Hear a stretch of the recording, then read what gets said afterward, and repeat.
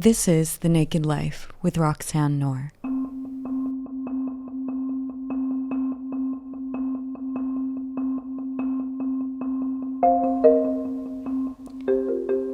Hello, my loves. Today I want to talk about why art is important even if it seems disturbing or negative or horrendous or painful, and why creativity, even if it takes seemingly perverse and darker forms, why it's essential, why it doesn't need to be just the positive things, and the sadness of art being policed, how it muzzles creativity. Basically, the world informs our creativity, and the world contains everything. Each piece of this world can be metastasized into art. And this can take the form of many things. It can take the form of a kind of sugared violence, power dynamics, rape, existential confusion, so many different things. And this pain taken on with consciousness then creates a story, a theme, an experience that wants to be understood. So in this way, the worst thing that's ever happened to you can be some of the greatest artistic material to work with. So the wound, the shame, the orphaned part of you that can't function in polite society can be used to comprehend a deeper layer of life. So art is a place to make sense of things, and it's not always beautiful, but good work has an honesty we desperately need, because we're not receiving it from the news or our colleagues at the office. And this is why a well-written book hits a deeper nerve, a psychic chord, because it gives voice to something true. If art was only about the positive and the inspiring, it would be a small lens to view the world. It would isolate us in our pain. We need the artists and the people brave enough to fuck up and recount it with precision. We need the uniqueness of the individual and universal themes that we all struggle with. One of these universal themes, a really common subject in art, is love. And love contains a transcendental quality. It has a really shiny selflessness when it's done well. But the thing is, it's not always done well, and the love stories that touch me the most contain this essence of reaching for love as that goodness, as that transcendental quality, but it's a very clumsy way of a character reaching it. So these type of love stories aren't simplistic Hollywood tales about the dizzying fall into love, but it's really about the colossal amount of messiness in relating to another person, in loving another person. These love stories often contain a type of brutality that love can be synonymous with. They involve lies and sometimes unconscious deceit. They have characters with shards of jealousy and thorny insecurities. They portray the poor ways in which we want to be good, but we fail. And they bring to light the ways we demand love that actually separate us from it. So this rawness in literature gives understanding because it's multifaceted and it's large. It's not opinions or generalizations, but it's a person's life. So when we read, when we watch things, when we listen, we want to see the complexity in another person because we recognize it in ourselves. So through art, I can then feel the pain of a Russian character from the 18th century struggling with a morphine addiction, even if I'm a 21st century sober American woman. And this is really the purpose of creation. The purpose is connection. Connection and intimacy are built on what? They are built on vulnerability. But how can a person be vulnerable if they'll be labeled as wrong for it? How can an artist be vulnerable if they will be shamed for it?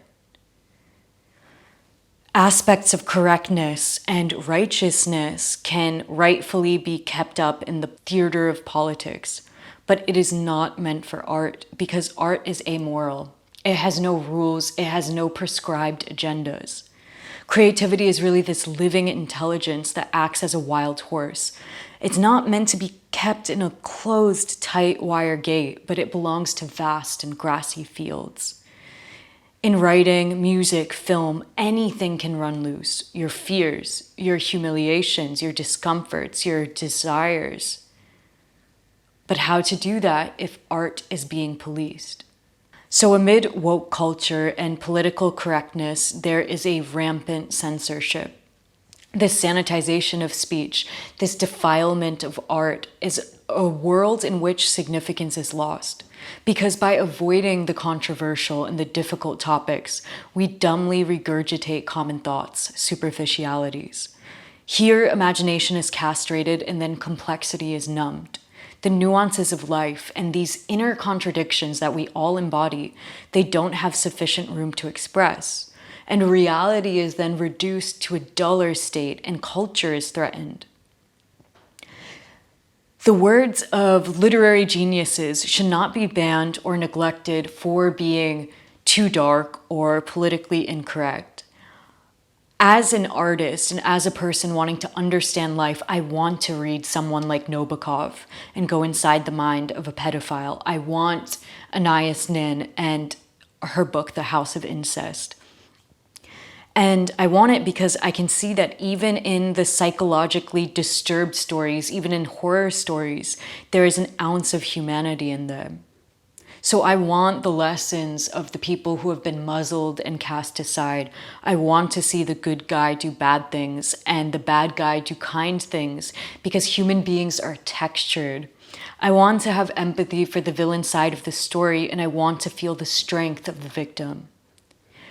I'm really tired of the same group of people demanding the microphone and deploying a kind of idiotic tyranny over what is right.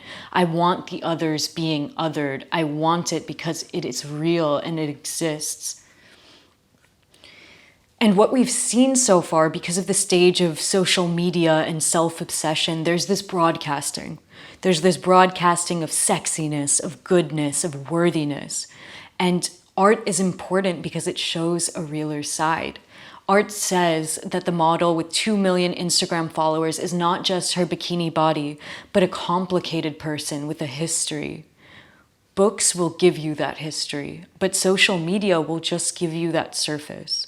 We can let the news and social media be this censored cesspool of trends and governed informations, but we should let art be free. We should let art be the things that we can't say at brunch with our acquaintances. We should let art be the family secret put onto a page. We can let art be the conscience of the murderer, the inner workings of a heroin addict, and the body of the prostitute. Art can hold the narratives of people that we're afraid to speak to in daily living. And most importantly, we can let art be led by curiosity instead of judgment. Myself, as a writer, I often find myself censoring, over-editing my work because of these judgments. I'm really scared to publish a lot of my poetry because it can be indecent or seemingly perverse. It's a cocktail of symbols from my nightmares, inner conflicts that I can't play out in waking life, but I can put on the page. So the more I suspend my judgment and morality of what I should be or what the world should be, the more I am involved in what is. And the less judgmental I become, the more creative risk I can partake in, and the more experimentation and cognitive growth then arises. Even though sometimes I'm scared to be too much and I'm worried about what I'm delivering to the world, I know that the world actually has a capacity for everything. And if it exists in life, it should exist in art. So to leave you guys with the central message that when you're creating things, let your instinct run free. Let the first thought come. You don't have to censor or edit yourself, and that some of the worst things you've been through can be put into something that's beautiful and can be used to make sense of the world. And it doesn't need to be positive or politically correct to exist. It can be everything, because everything exists in life. So thank you guys for tuning in today and for all the support.